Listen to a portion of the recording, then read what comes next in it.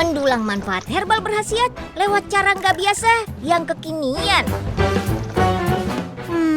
Enak nggak ya? Sidak rasanya bareng Kunyil yuk, berangkat!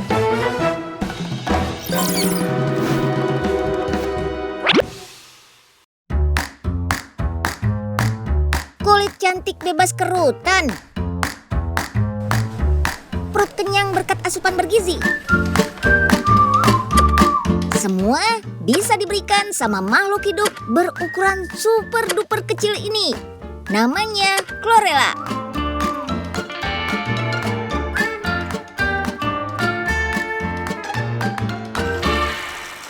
Ganggang hijau bersel satu alias mikroalga.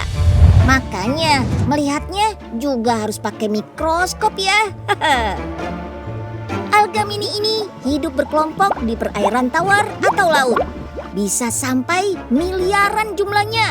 Wow!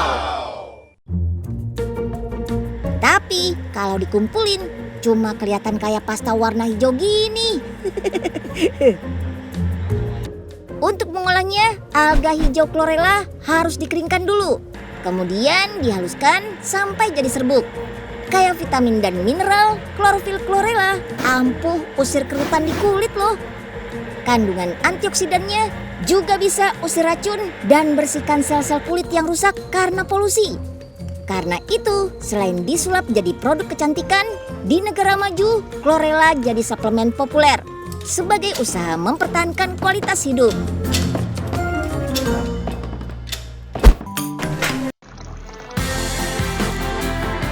V60 French Press Cold Brew. Teknik menyeduh minuman ini biasanya buat menyajikan kopi. Tapi ini bukan kopi. Ini jamu. Ini adalah kafe yang menyuguhkan beragam menu jamu. Peracik kopi dikenal dengan sebutan barista. Kalau peracik jamu disebutnya acaraki. Zaman dulu, acaraki harus berdoa dan berpuasa sebelum membuat jamu. Jamu tradisional dibuat dengan cara diparut, diperas, dan direbus. Di kafe ini, jamu disajikan menggunakan alat dan teknik kopi. Sesuai motonya, jamu is the new espresso. Istimewanya lagi, seorang acaraki menyeduh jamu langsung di depan pelanggan. Karena jamu dibuat dengan teknik kopi, bahan rempah harus disesuaikan. Menggunakan rempah kering, sama seperti biji kopi yang harus dikeringkan. Rempah kering punya cita rasa yang lebih kuat karena kandungan airnya sudah berkurang. Soal khasiat, manfaat rempah kering sama saja kok dengan rempah basah. Metode pembuatan jamu dengan alat-alat kopi menghasilkan rasa yang berbeda. Seperti beras kencur yang diseduh dengan teknik saring dengan alat V60. Teknik ini menghasilkan aroma harum dan warna jamu yang hampir bening. Terkesan bersih tanpa ampas. Cocok nih buat yang gak suka aroma menyengat. Yang ini kunyit, temulawak, jahe. Semua bahan dicampur jadi satu. Dimasukkan dalam gelas French press yang dicampur air hangat. Tunggu hingga larut, lalu tekan tuas penyaringnya. Jamu siap dinikmati. Teknik French press menghasilkan aroma yang kuat. Soal rasa, dijamin gak langu dan gak getir. Ada juga teknik cold brew. Jamu diseduh pakai air dingin menggunakan teknik tetes sekitar 12 jam. Bahan rempah sesuai jamu tradisional, cek. Teknik jamu modern, cek. Masih ada lagi nih, bahan-bahan tambahan supaya sensasi minum jamu lebih terasa kekinian. Bahasa kerennya jamu fusion. Kafe jamu ini punya metode penyeduhan terbanyak. ada 8 teknik yang membawa kafe ini memecahkan rekor muri. Semua teknik mengedepankan hasil aroma dan rasa yang khas. Menu paling favorit ada Golden Sparkling. Perpaduan kunyit dan asam yang diseduh dengan teknik manual espresso. Hasilnya dicampur dengan sparkling water dan gula cair sesuai selera. Brrrr, sekilas kayak minum mojito mocktail gitu deh. Ada juga Vanilla Twilight, jamu kunyit asam dengan kombinasi es krim.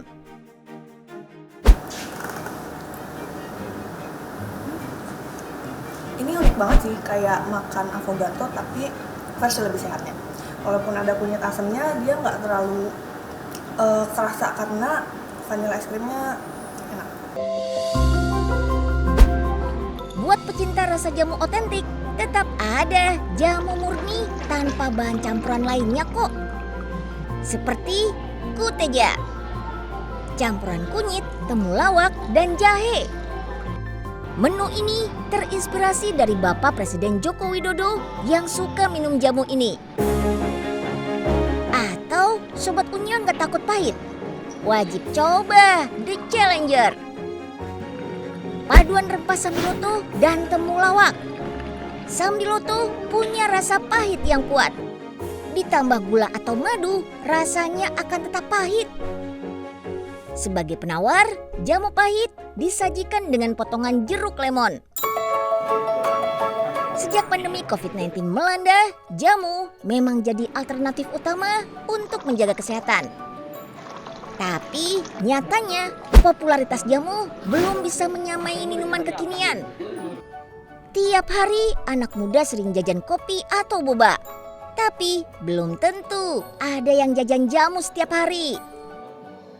Kuncinya terus berinovasi agar jamu bukan sekedar jadi minuman sehat yang dicari saat sakit. Jamu diharapkan bisa menjadi minuman sehari-hari yang memberikan dampak baik untuk semua kalangan.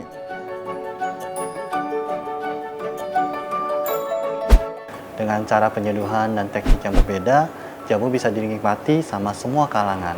Supaya kita bisa sama-sama untuk melestarikan jamu sebagai warisan budaya kami. Furniture ratusan juta yang tahan api. Furniture custom berkualitas yang dikerjain sama tukang kayu keren. Semuanya made in Indonesia loh. Stay tune. Si Unyil, yuk kita kemon. Memotong kayu, menyeruput, mengamplas dan memaku. Tukang kayu identik dengan pekerjaan laki-laki, tapi berbeda dengan yang satu ini. Saya C. Susanti, Female Entrepreneur Woodworking Indonesia. Tukang kayu identik dengan pekerjaan kasar, berat, dan butuh tenaga besar. Kak Ce membuktikan bahwa perempuan juga bisa sukses di bidang pekerjaan yang didominasi laki-laki. Padahal Kak Ce gak punya latar belakang tentang dunia perkayuan. Pendidikannya strata Inggris. Cita-citanya kerja kantoran atau jadi guru. Kok bisa beloknya jauh banget jadi tukang kayu?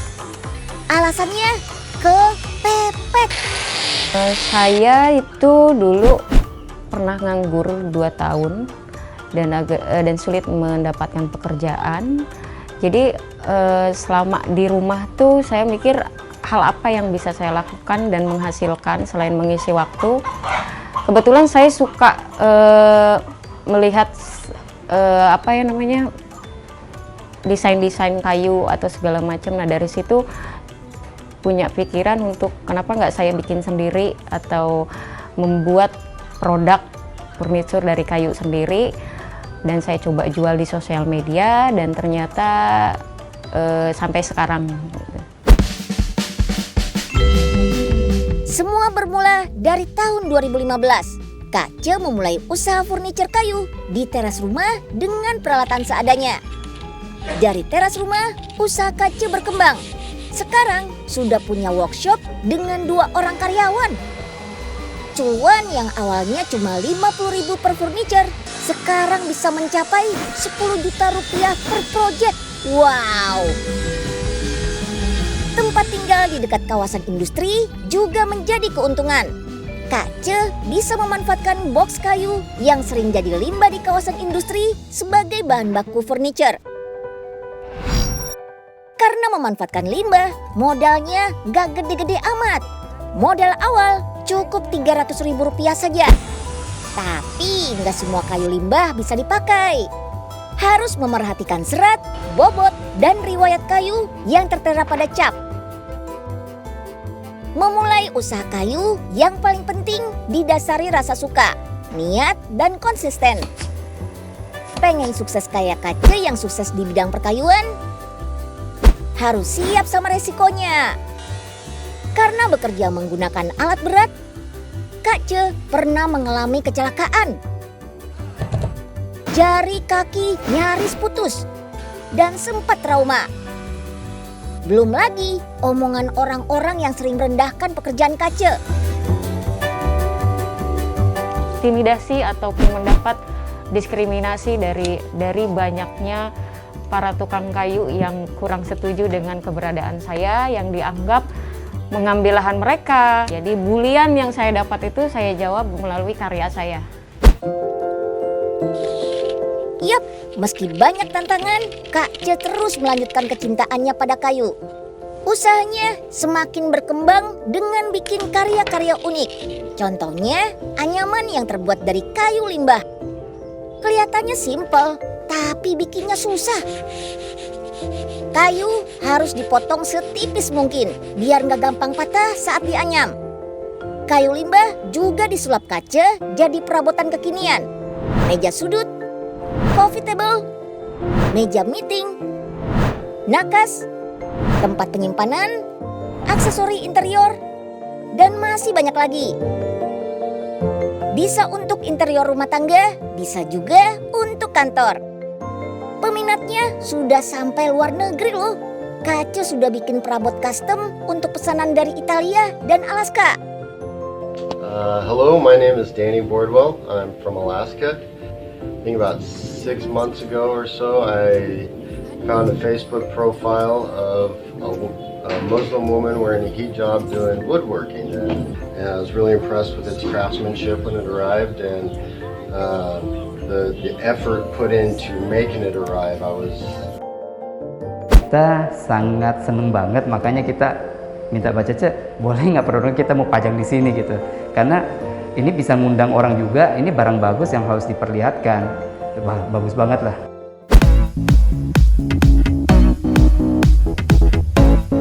Tuh kan, hasil karya Kak Ce sudah diapresiasi banyak pihak. Beda pelanggan, beda juga seleranya. Berkarya lewat perabotan kayu, membawa Kak Ce menjadi finalis perempuan inspiratif tingkat Kabupaten Tangerang oleh Dinas Pemberdayaan Wanita. Bikin produk berkualitas, cek. Penghargaan dari pemerintah, cek. Apa cukup? Ya enggak dong, Kak Ce masih punya banyak cita-cita.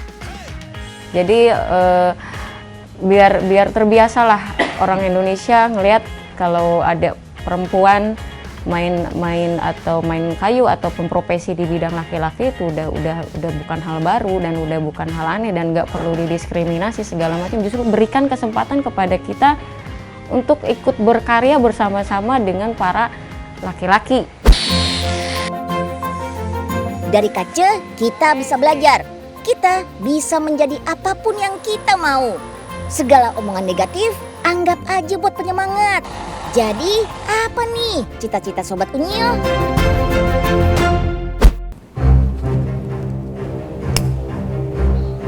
Yang satu, busanya mudah terbakar. Satu lagi, busanya tahan api.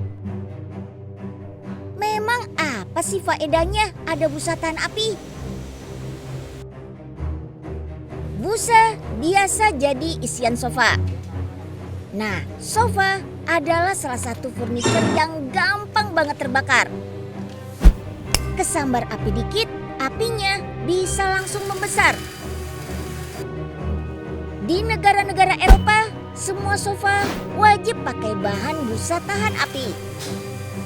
Jadi, kalau terjadi kebakaran, api gak gampang menyebar gara-gara sofa. Busa tahan api diproduksi di Semarang, Jawa Tengah.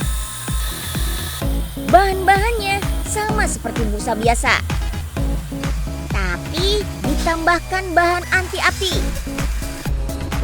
Namanya memang busa tahan api. Tapi bukan berarti busa nggak akan kebakar sama sekali. Busa ini sulit terbakar. Apinya nggak merambat dengan cepat yang menyebabkan busa meleleh. Busa tahan api lebih fleksibel daripada busa biasa. Coba kita lipat-lipat. Busa tahan api akan kembali ke bentuk normal. Begitu pula saat busa dilindas mobil. Busa berkualitas dipadukan dengan kayu berkualitas, jadilah furniture kelas dunia. Furniture produksi Kota Semarang, Jawa Tengah ini dibuat hanya untuk pasar luar negeri. Produknya digunakan oleh artis-artis internasional. Bahkan sering dipakai sebagai properti film Hollywood. Harga furniturnya fantastis. Mulai dari puluhan sampai ratusan juta rupiah. Harga dan kualitas sebanding, proses panjang dan dikerjakan oleh tangan-tangan terampil. Mulai dari desain, pemilihan bahan kayu bersertifikat, ukiran kayu oleh pekerja ahli asal Jepara, bahan kain dan kulit terbaik yang didatangkan dari Italia. Impresif. Proses finishing dan quality control dilakukan berulang-ulang sampai hasilnya sempurna. Mau furniture desain klasik? Ada. Furniture modern? Bisa. Atau furniture mewah berlapis emas? Apalagi yang istimewa? Furniture untuk pasar Amerika berlabel Made in Java. Yap, furniture buatan lokal dengan pasar internasional membuat nama negara kita makin dikenal. Unyil, yuk kita kemon. Indonesia memang keren banget. Sumber daya alamnya berlimpah. Orangnya juga kreatif-kreatif. Gak heran kalau produk herbal, kecantikan, sampai furniturnya kelas dunia semua. Mantap! Yuk kita generasi muda jangan mau kalah ya. Harus bikin karya yang lebih keren lagi. Sampai jumpa besok.